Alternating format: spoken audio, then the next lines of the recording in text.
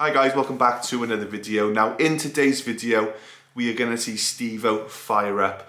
Is it a success? Is it a failure? Well, you'll have to watch the video to find out, but I can promise you that he will fire up today. In order to do that, there are a few things that I have to do first. So we're going to have to fit the timing chain, do a few checks, make sure that it's safe to start Stevo up, and if we pass all the tests that I've got planned, then we're going to go for it and see what happens. Now, I'm not promising Stevo will be finished today. There might be leaks, there might be issues that need to be resolved after this, but I can promise that we will get him started. So now into the video. Okay, so here are all the parts I'm going to be fitting today. We have the up-rated chain, up-rated, updated. They changed it after a certain year, so the earlier ones were prone to stretching, which mine has stretched, although I don't think it was causing any problems. New tensioner, two guides. Here we have two guides and a chain. So surprisingly, I've got all that for less than half the price of just them. These are the oil pump chain and guides. If you're on a budget, you could just do the main timing chain. That's the part that usually stretches. This isn't ever really heard of as going, but I thought I've put all this money into Stevo, I might as well spend the last little bit and know that everything's done when I'm in there. So that's what we're going to do. So we're going to start on the oil pump chain because that goes on first, and then once we've done that, we're then going to fit the timing chain. So let's go over to Stevo. One oil pump chain. Okay, so I'm just fitting the main timing chain. So I've put it into position and I've lined up the cams and the crank, as they say to do so in the Misubishi manual. There's two timing marks on the cam pulleys. We want them to be touching or facing each other. But also we have these brass tabs, and as you can see, that matches up with the dot on the cam pulley, and the same on that side, it matches up with the cam pulley. And there's four brass ones that go underneath this little bracket thing here, so they're obviously under as well. So I can see that they're all in time up there. Looking down here, we have a timing mark on the crank, and that's lined up with the brass tab as well. The brass tabs are only on one side of the chain, or the copper tabs, which stops us putting it on back to front and getting the tabs messed up. So everything's definitely in time. So what I gotta do now, fit the tensioner. It's the same process as before. Okay, so the timing chain's now been installed, and the tensioner and all the guides are torqued up. About a year or two ago, I think the first video I ever made on Stevo working on him was actually checking the tension on the timing chain. So I'll put a clip in from that video and you can see just how slack it was.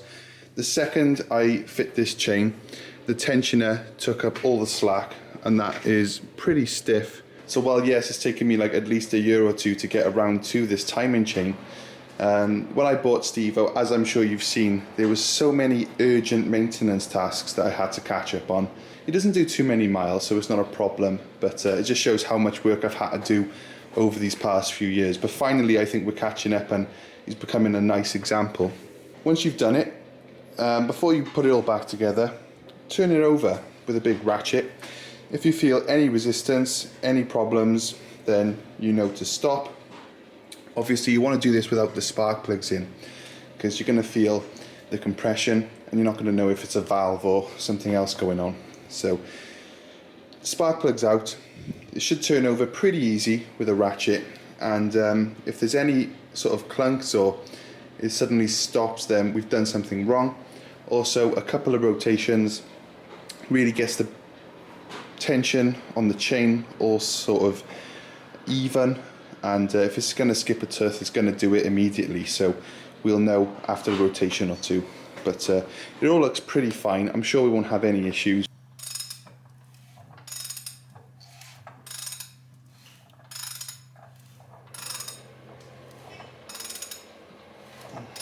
Now, of course, the chain markings are now not going to be matching, but the crank is at the top dead center point, and looking at these two cam pulleys, they're pretty much spot on now, so perfectly matched.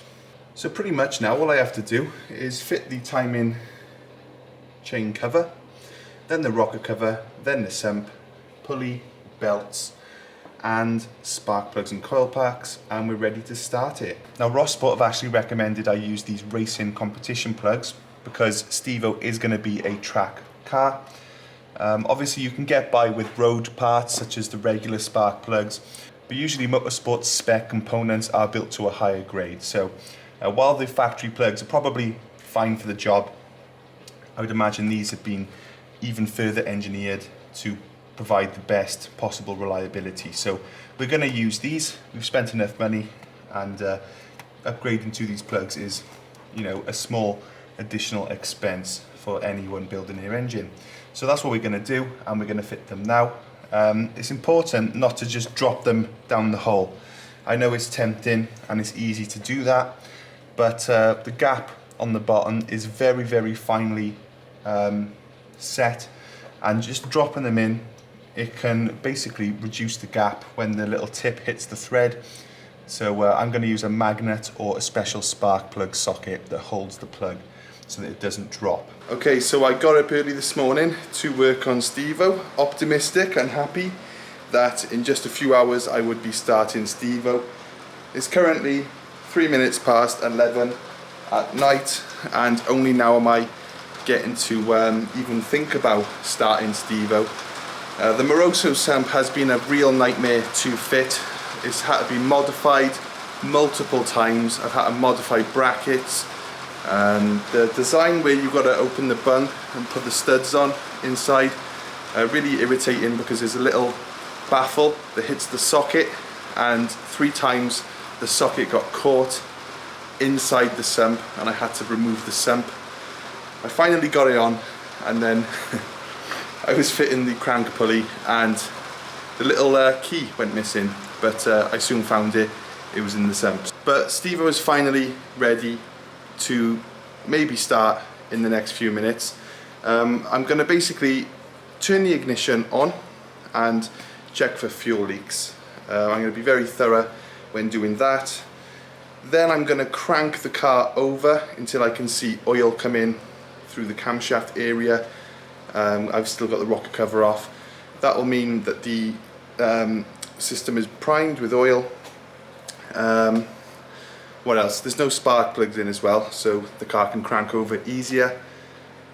And once we got oil coming through, checked, no fuel leaks, no oil leaks, only then am I going to fit my spark plugs, rocker cover, and attempt to start Stevo. So hopefully all goes well. It's quite a nerve-wracking moment. There's a lot of things that can go wrong, and these things quite often end in failure, unfortunately. You see on YouTube quite a lot of people attempting engine rebuilds and they don't always go to plan. So prepared for the worst but hoping for the best, I think, is the way I'm feeling right now. I think that's enough talking. I'll connect the battery up and I'm going to check for fuel leaks. So I'll just put the camera to one side and hopefully some good footage is captured. We shall see. So the reason for me cranking it over without the rocker cover on, I just want to wait until I can see oil coming out of there, and then I'm going to crank it over for say 20 seconds without the injectors plugged in.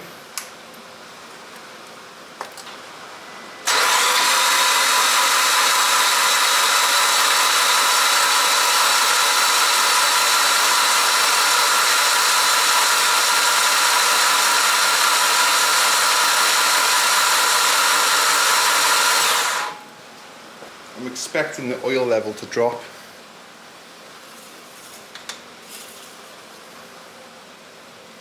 Which it has. We'll top it up.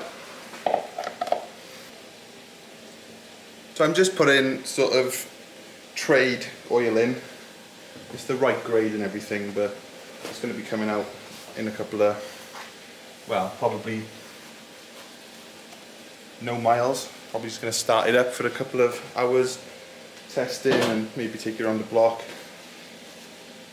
and then the oil will be getting changed anyway, and the filter.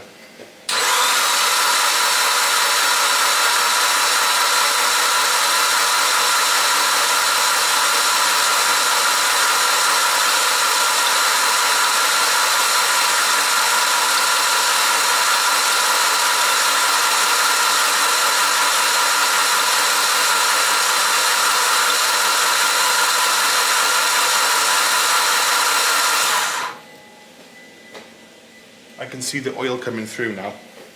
Yeah, there's oil all over the crank, cam pulleys, all over the chain, so it's all getting oil now. So we have a major leak under here. I'll have to clean that up.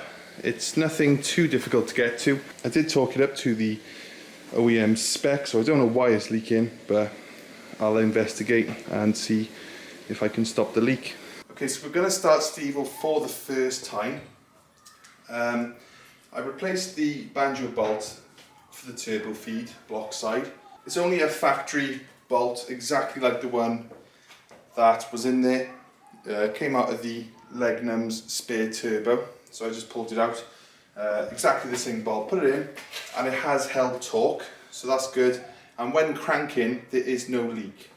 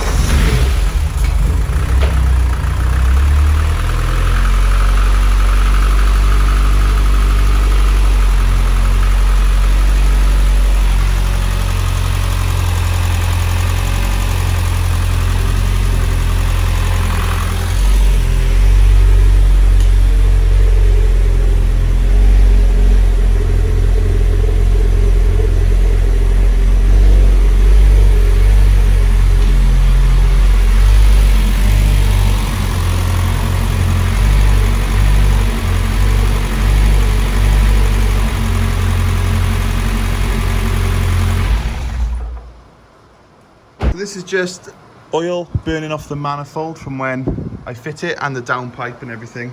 Yeah, it's always a little bit nerve-wracking looking at the burning, but it's not actually on fire or anything, so don't worry about that.